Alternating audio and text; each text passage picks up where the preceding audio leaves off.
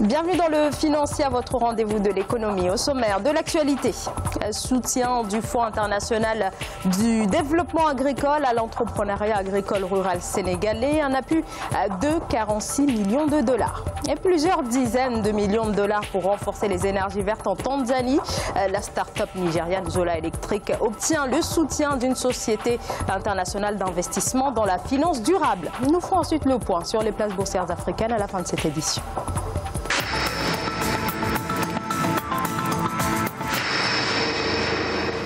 Le FIDA annonce une contribution de 46,3 millions de dollars à la deuxième phase du programme d'appui au développement agricole et à l'entrepreneuriat rural du Sénégal. Un fonds qui cible directement les producteurs afin de leur garantir un meilleur accès au crédit. Une stratégie qui devrait directement avoir un impact sur la courbe du chômage et le sous-emploi au niveau des zones ciblées, avec un accent particulier mis sur les femmes et les jeunes qui pourraient représenter au moins 50% du programme.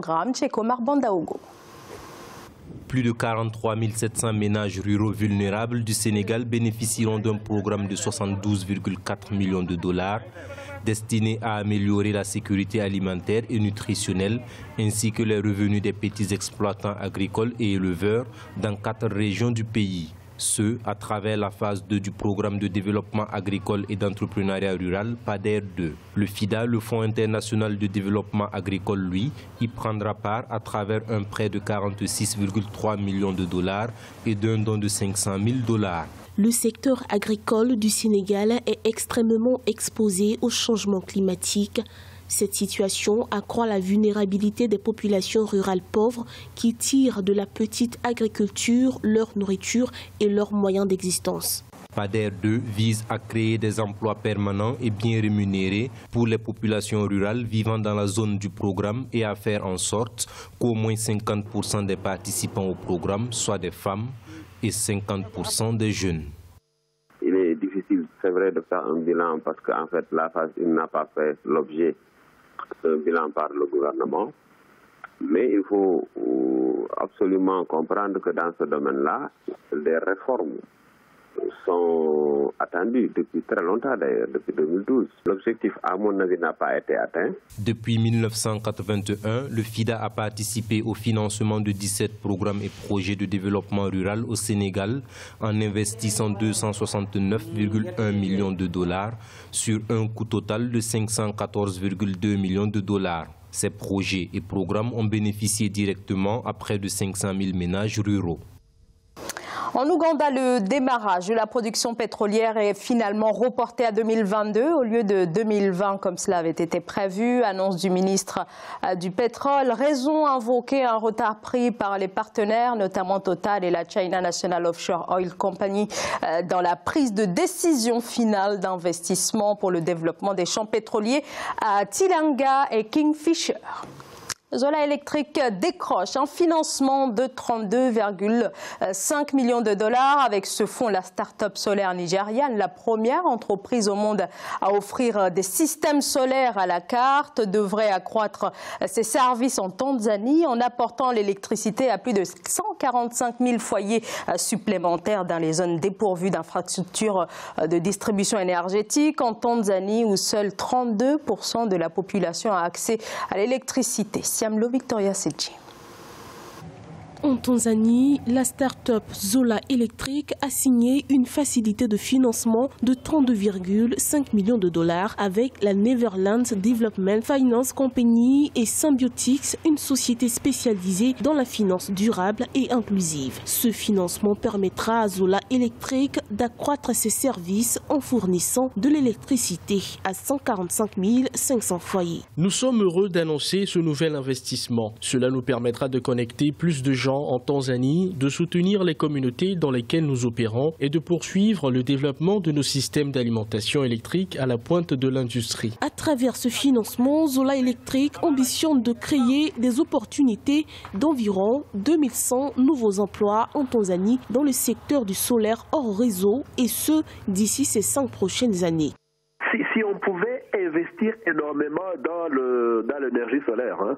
Ça peut créer des emplois permanents. Le comble, c'est qu'à un certain moment, après une certaine durée d'usage, il faut remplacer les panneaux. Et c'est là que ça pose problème, parce que s'il n'y a pas l'usine dans le pays pour produire les panneaux, donc on va toujours faire recours à l'importation des panneaux. Selon la Banque africaine de développement, la forte croissance économique de la Tanzanie, soit 7% en moyenne annuellement, induit une hausse de la demande en énergie qui croît de 10% chaque année. Bien que l'accès à l'électricité s'est accru de 21% entre 2006 et 2016, le niveau demeure faible à ce jour, soit à 30%.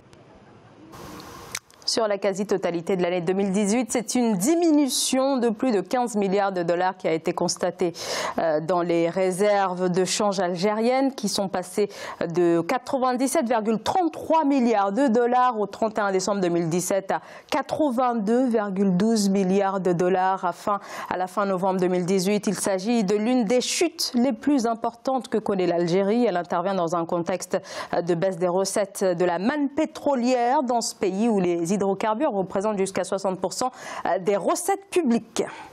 En Tunisie, les licences 5G seront probablement lancées en 2021. Déclaration du ministre des Technologies, de la Communication et de l'Économie numérique. Et dans l'attente de l'achèvement des recherches au niveau mondial et de la disponibilité des licences au niveau national, les opérateurs télécoms auraient effectué plusieurs tests. C'est précisément le cas de Tunisie Télécom en partenariat avec le géant chinois de l'électronique Huawei. On écoute Anouar Marouf, ministre tunisien des Technologies, de la Communication et de l'Économie numérique. Nous devrions nous préparer pour cette nouvelle phase, notamment au niveau des fréquences, sans lesquelles la 5G n'existerait pas. Il existe un terrain propice à l'innovation et aux investissements en Tunisie, notamment après la promulgation de la loi sur les start-up, d'autant plus qu'ils ont besoin d'un réseau efficace et moderne pour développer leurs solutions innovantes. Et il est à présent l'heure de faire le point sur la bourse à la mi-journée. On va commencer par l'Afrique australe et l'océan Indien avec les marchés boursiers de l'île Maurice qui étaient en baisse de 0,20%. L'indice sud-africain a augmenté de 0,16%. La bourse de Nairobi était en baisse de 0,62%. L'indice gaborone restait stable. On passe à l'Afrique de l'Ouest et centrale avec la BRVM qui était en hausse de 2,11%.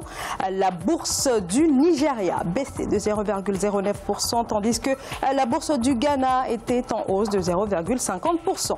En Afrique du Nord, la bourse marocaine était en baisse de 0,26%. La bourse du Caire baisse également de 1,45% et l'indice tunisien augmenté de 0,04%. C'est la fin de ce Financière. Merci de votre fidélité. On se retrouve très vite pour un nouveau rendez-vous de l'économie sur Africa 24.